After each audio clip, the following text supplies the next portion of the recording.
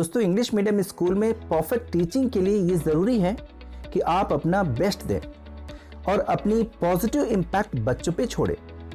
यही वजह है कि बच्चे आपसे प्यार करने लगते हैं और आप तमाम सारे बच्चों के आइडियल और रोल मॉडल बन जाते हैं। दोस्तों, मुझे यकीन है कि ये वीडियो आपके लिए बहुत ही यूजफुल साबित होगा और आपके टीचिंग करियर में टर्निंग पॉइंट का काम करने वाला है। सो फ्रेंड्स, इसे अंत तक देखें ताकि पूरा कंटेंट आपके समझ में आ जाए। अच्छा लगे तो लाइक, शेयर और कमेंट जरूर करें।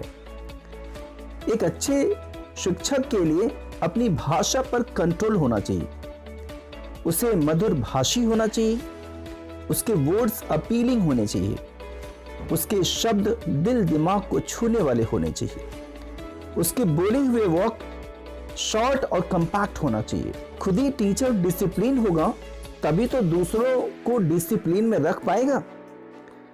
बात बात में एक अच्छे शिक्षक को इनकरेज करना चाहिए, बच्चों को मोटिवेट करते रहना चाहिए। कुछ ऐसे भी टीचर्स हैं जो बच्चों को डिमोरलाइज करते रहते हैं। तुम नहीं कर पाओगे, तुम्हारे बस का नहीं है, तुम्हें कुछ पता ही नहीं, रहने दो, तुमसे नहीं होगा, तुमको तो कुछ आता ही नहीं है, तुम करना ही नहीं चाहते, तुम सीखना ही नहीं चाहते। ऐसे वर्ड्स और ऐसे सेंटेंसेस का इस्तेमाल कतई नहीं करना चाहिए। आपने तारे जमी पर देखी होगी, आमिर खान की मूवी है, बड़ी ही अपीलिंग और मोस्ट इंस्पायरिंग मूवी है। और नहीं तो जरूर देखिए, टीचिंग टिप्स खूब सीखने को मिलेगा। बच्चों के डाउट्स या कंप्लेंट्स को गौर से सुनिए। एक बात आपको दिमाग में रखनी चाहिए, बच्चा नहीं जानता है तभी तो आपके क्लास में है, वरना वो भी टीचर ना हो जाता। बच्चों को ऐसे पढ़ाएं जैसे उन्हें कुछ मालूम ही नहीं है। आपको गुस्सा नहीं आएगा। कोई भी टॉपिक शुरू करने से पहले उस टॉपिक से कंसर्निंग बातें बोर्ड पर लिखकर डिटेल में बताएं। फिर उससे संबंधित छोटे छोटे सवाल बच्चों से पूछें। यदि लगे कि आपके लेक्चर को रिपीट करने की जरूरत है तो अवश्य ही रिपीट करें।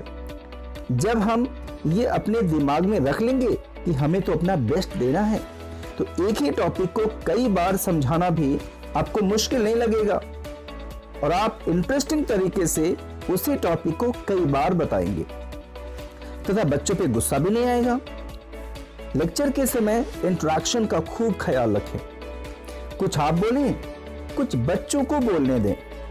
इससे टीचर और टॉट दोनों का कॉन्सेप्ट क्लियर हो जाता है। हर थोड़े थोड़े शॉर्ट इंटरवल या गैप पर छोटे छोटे क्वेश्चंस बच्चों से पूछें ताकि बच्चे अलर्ट हो सके और अवेयर रहें। टीचिंग मेथडोलॉजी का एक अंग भी है चॉक, वॉक, टॉक। टीचिंग के दौरान चॉक या बोल्ड मार्कर अवश्य होना चाहिए ताकि कोई भी डिफिकल्ट पोर्शंस आपके समझाते समय लगे तो उसे लिखकर एक्सप्लेन करें। विजुअल साइड से बच्चे बहुत जल्दी सीखते हैं। फिल्मों को, कार्टून्स को देखकर ही बच्चे उनके नाम, उनके डायलॉग्स बड़ी जल्दी याद कर लेते हैं। वॉक अर्थात क्लास के दौरान टहलते रहना चाहिए, चलते फिरते रहना चाहिए। एक अच्छे टीचर के लिए मोस्ट ऑफन ऐसा माना जाता है कि उसे बैठकर नहीं पढ़ाना चाहिए। आप खड़े होकर पढ़ाएं। बैठकर पढ़ाने से बच्चों के बॉडी का मूवमेंट खत्म हो जाता है और नींद आने के चांसेस बढ़ जाते हैं। फिर आपके लेक्चर का कोई मतलब नहीं रह जाता। टॉक अर्थात आपको चाहिए कि बीच बीच में बच्चों से छोटे छोटे क्वेश्चंस बातचीत के दौरान पूछते रहें, जिससे क्लास वन साइडेड ना होने पाए। जैसा कि आपने वन साइडेड लव का दुष्परिणाम के बारे में तो जाना ही होगा, सुना ही होगा। होमवर्क क्या दिया उसे चेक भी कर लिया करें तथा इंक्वायरी भी करें। बच्चे ने होमवर्क करी अथवा नहीं ये पता चलना चाहिए तथा कहां प्रॉब्लमेटिक सिचुएशंस बच्चों के सामने आ रही हैं, उस पोर्शन को क्लियर करना भी आपके लिए आसान हो जाएगा। लेसन प्लान के बिना टीचर को क्लास में नहीं जाना चाहिए।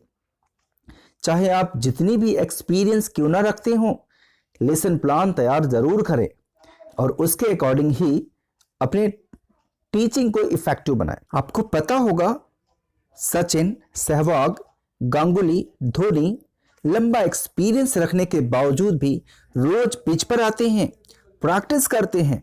उनके मन में ये कभी नहीं आता कि उन्हें तो वेल एक्सपीरियंस है, उन्हें बहुत आता है। और दूसरी बात, बच्चों में नैतिक मूल्य और उनके मॉरल वैल्यूज का खास तरजीह देना चाहिए। ये याद रखें, तालीम के साथ तरबियत या शिक्षा के साथ दीक्षा नहीं है तो पढ़ाई का कोई मतलब नहीं है। आजकल नए नए टीचिंग एड्स का इस्तेमाल हो रहा है टीचिंग को फन बेस्ड और स्ट्रेस फ्री जॉयफुल लर्निंग बनाने के लिए।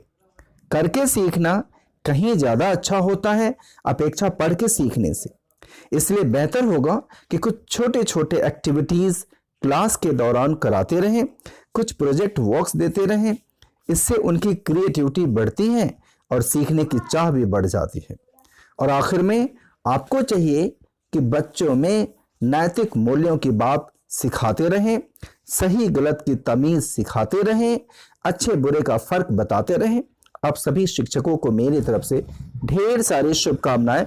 All the best.